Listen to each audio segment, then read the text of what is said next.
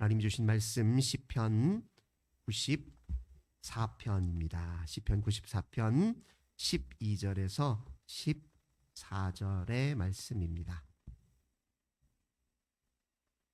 시편 94편 12절에서 14절의 말씀입니다. 약성경 872쪽 시편 94편 12절, 13절, 14절 한 목소리로 함께 봉독합니다. 여호와여, 주로부터 징벌을 받으며 주의 법으로 교훈하심을 받은 자가 복이 있나니 이런 사람에게는 환난의 날을 피하게 하사 악인을 구하여 구덩이를 팔 때까지 평안을 주시리이다. 여호와께서는 자기 백성을 버리지 아니하시며 자기의 소유를 외면하지 아니하시리로다. 아멘. 오늘도 주님과 함께 하루를 시작하시는 우리 모든 성도님들, 하나님께서 하늘의 크신 은혜와 평화를 가득 부어주시길 주님의 이름으로 간절히 기원합니다. 오늘 본문의 말씀 통해서 하나님의 심판이라는 희망, 이런 제목으로 함께 은혜의 말씀 나누도록 하겠습니다.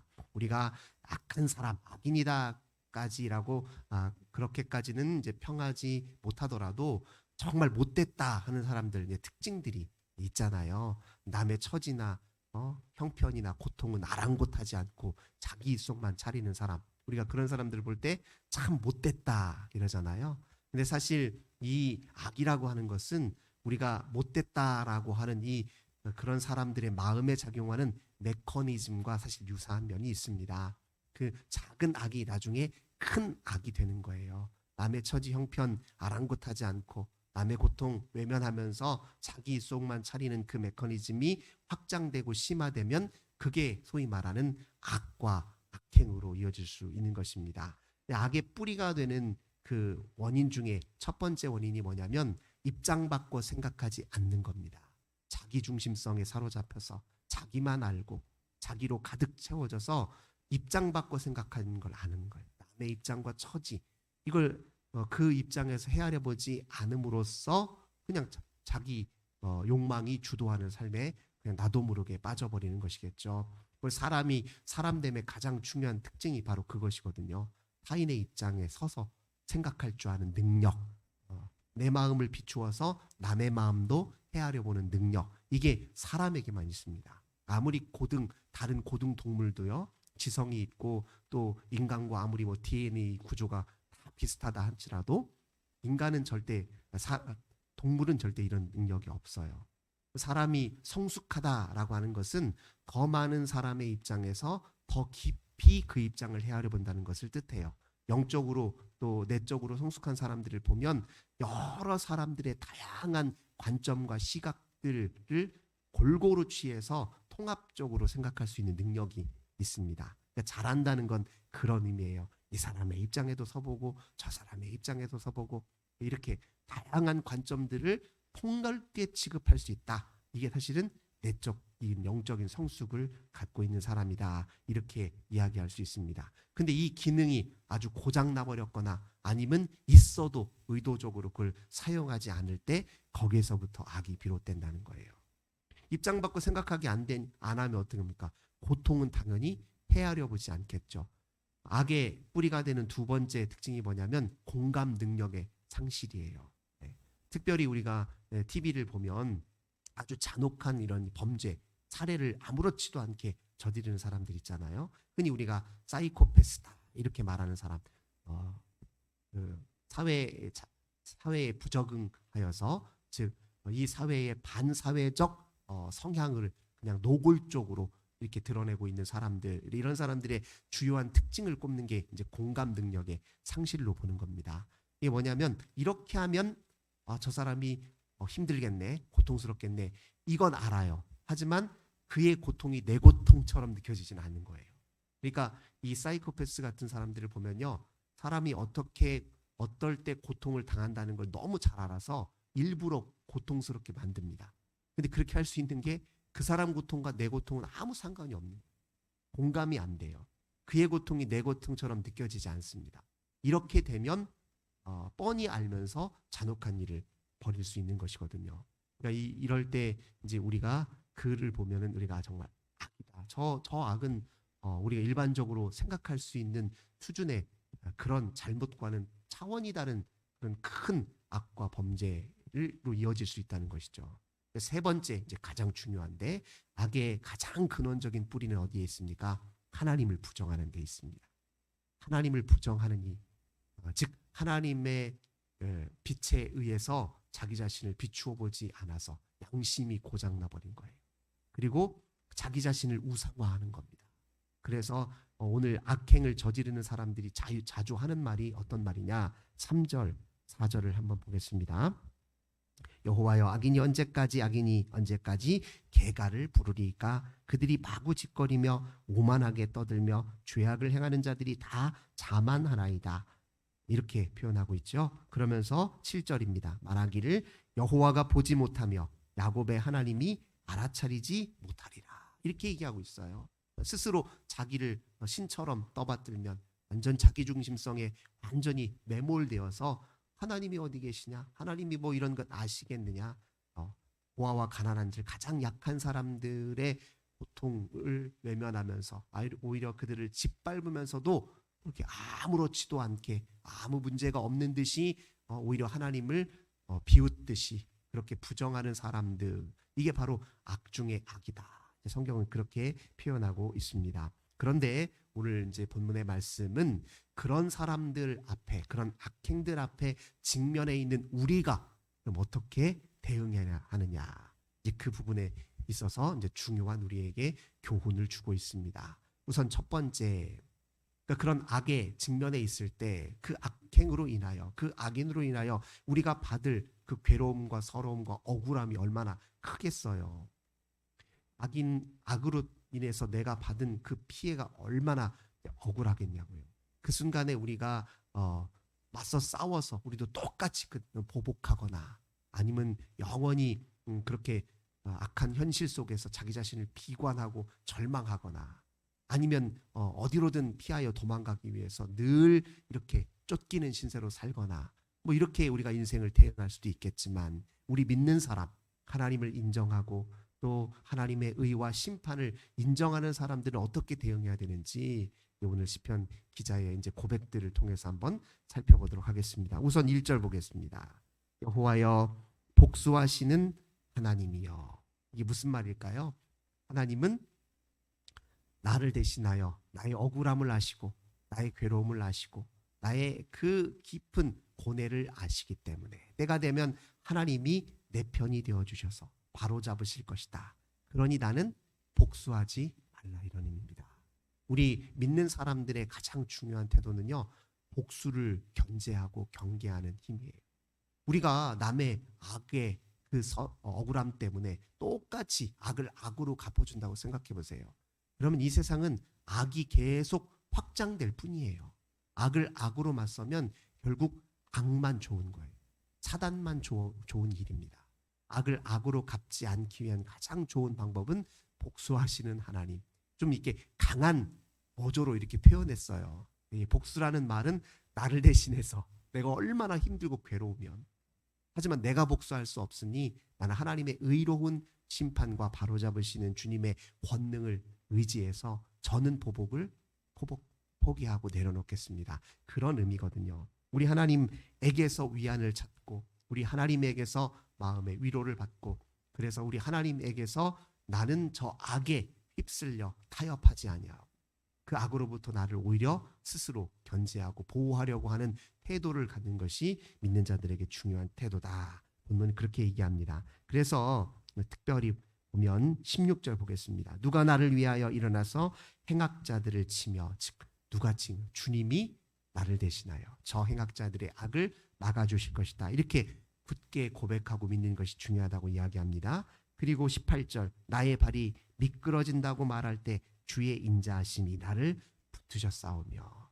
주님이 나를 불쌍히 여기시고 나를 사랑하시고 내 고통을 외면치 아니하시고 내 처지를 누구보다도 세밀하게 아시오니 내가 미끄러지지 아니하고 아주 절망하고 엎드러지지 않도록 주님이 그 사랑으로 나를 붙드실 것입니다. 이 고백으로 또 이겨야 된다는 거예요.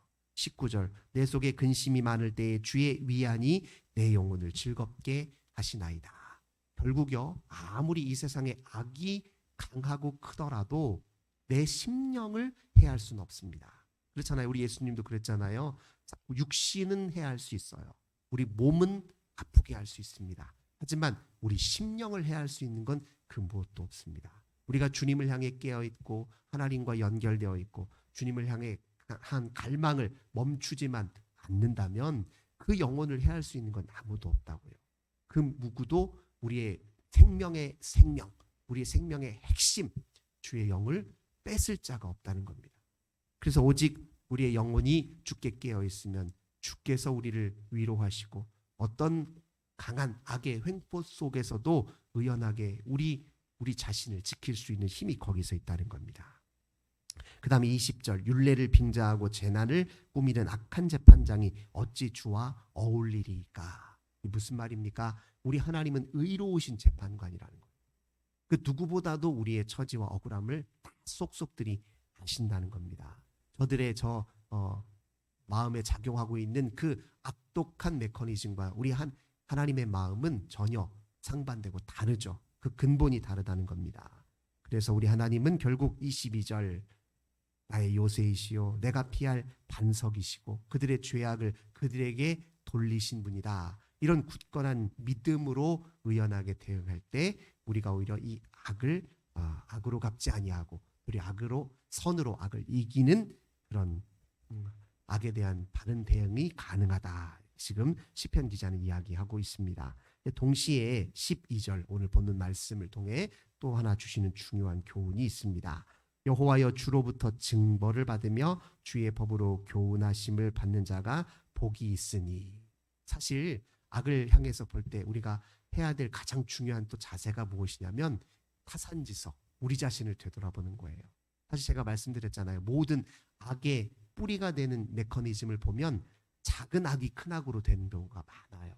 그러니까 어떤 악의 뿌리에 작용하고 있는 그 속성이 우리에게는 전혀 없는지, 우리에게도 일말 작게라도 남아있는 건 아닌지 되돌아볼 필요가 있다는 겁니다. 우리도 때로 남의 처지나 입장 잘 고려 않고 그냥 막 내 식대로 함부로 얘기하는 경우도 많잖아요. 우리가 매 순간 어떻게 모든 관계 속에서 일관되게 남의 처지와 형편과 어려움과 고통을 다 헤아립니까? 그러지 못할 때도 있잖아요. 우리도 어떨 때 그러지 못합니까? 두려움에 사로잡혔을 때 자기 방어적인 태도로 삶을 살게 되면 남의 처지 잘 헤아려지지도 않고요. 그 입장에 서기가 어렵습니다. 트라우마, 그죠? 오랜 여러 상처와 그 아픔 속에 살았지만 누구 하나 제대로 위로해 주지 못하고 또 하나님과의 관계 속에서 그걸 해소할 만한 기회도 없었고 또 그런 안내도 없었고 그런 처지와 형편이 없어서 트라우마가 깊이 자리 잡은 사람들도 어쩔 수 없이 자기도 모르게 악의 그 뿌리에 휩쓸려 악의 그 흐름에 자기가 나도 모르게 이제 합류될 때가 있는 것이죠. 그러니까 나도 내 자신을 성찰해 봐야 된다는 겁니다. 그 악이 나와는 완전히 무관하다 이렇게 여기는 것도 교만일 수 있어요. 남이 저지른 악의 뿌리의 그 죄성이 내게도 있을 수 있다. 이게 성찰하는 자세예요.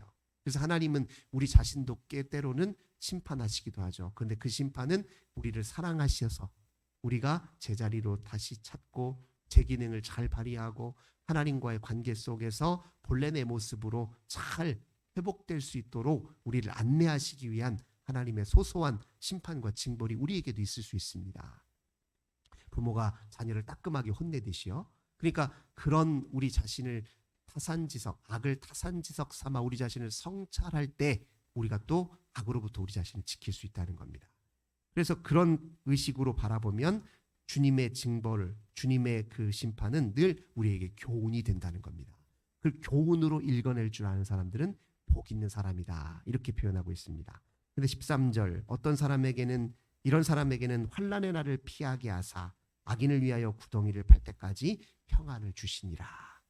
스스로 자기 자신을 성찰하여 지킬 줄 아는 사람은 하나님이 나중에 모든 악을 바로잡아 심판하실 그날에 하나님이 피할 길을 열어주시고 우리는 보호해 주신다는 겁니다.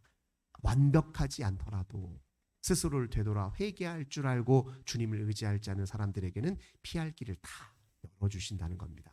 우리가 나중에 우리 하나님 앞에 그 얼굴과 얼굴을 맞대어 볼 마지막 그 최후 종말의 때에 우리가 희망을 품을 수 있는 가장 큰 이유가 무엇입니까? 주님이 우리를 변호해 주시기 때문에 그래요.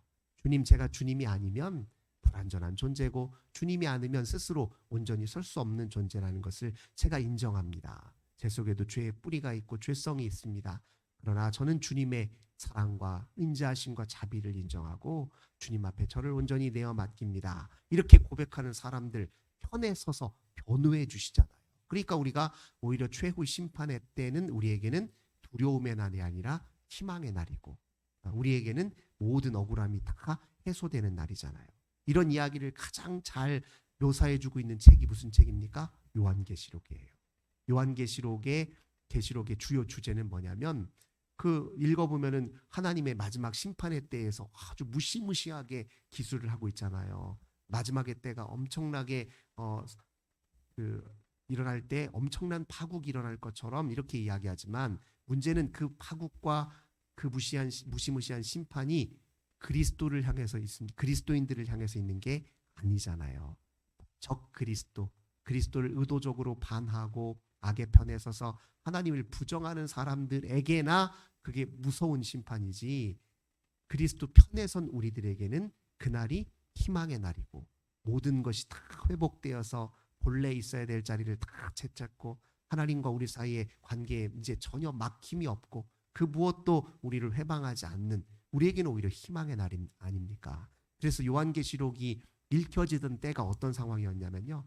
로마 제국의 도미티아누스 황제가 대대적으로 이제 그리스도인을 향해서 박해를 벌이고 있을 그런 상황에 그 책이 읽혔어요. 그러니까 예수 믿는다는 이유로 박해를 받는 그 상황 속에서 계시록을 읽어보니 어떤 마음이 들겠어요? 잘 참고 견뎌야 하겠구나. 견뎌야 될 이유가 있구나. 그래도 마지막까지 주님 편에 살아야 그게 우리가 진짜 사는 것이구나. 그 책을 보면서 확인하지 않겠어요. 그러니까 그 책은 그리스도인들에게 사실 희망의 책이었어요. 무시무시한 책이 아니라 읽으면 눈물이 쏟아지고 위로가 되는 책이었다. 그러니까 우리가 하나님의 심판은 결국 우리에게는 희망인 것입니다.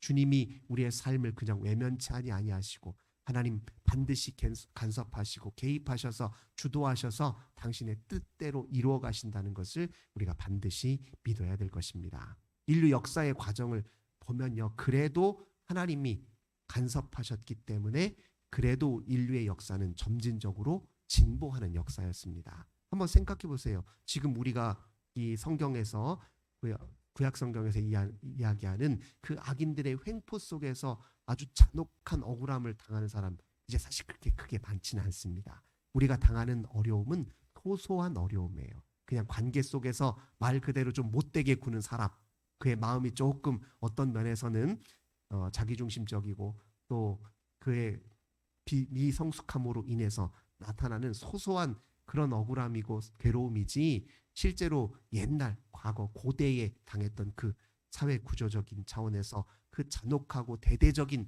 악의 현실 속에 직면한 사람들은 많지 않습니다. 물론 여전히 그런 세계 속에 있는 사람들이 있죠. 갈등이 있고 분열이 있고 전쟁도 계속 있습니다. 소위 말해서 아직 문명이 발달하지 않은 나라에서도 그런 악들이 있습니다. 그런 지구촌 곳곳에서 일어나는 그런 악의 현실을 또 외면하지 우리가 말아야 됩니다. 근데 우리가 그 현실들을 바로잡기 위해서 오늘 우리에게 하나님이 허락하신 하나님의 놀라운 은혜를 기억하고 그것을 감사할 줄 알아야 되겠죠.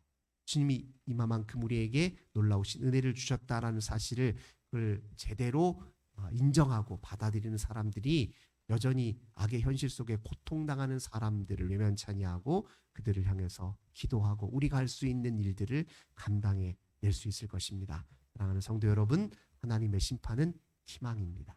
주님은 반드시 우리의 억울함과 괴로움을 아실 뿐만 아니라 우리가 그 악의 편에 서지 않고 오직 주님을 온전히 믿고 의지함으로 하나님의 때에 우리 모두가 박수를 치고 대가를 울리며 환호성을 칠 그날을 기다리고 계신다. 이렇게 믿으시는 우리 모든 성도님들 되시길 주님의 이름으로 간절히 기원합니다. 참 좋으신 주님 감사합니다.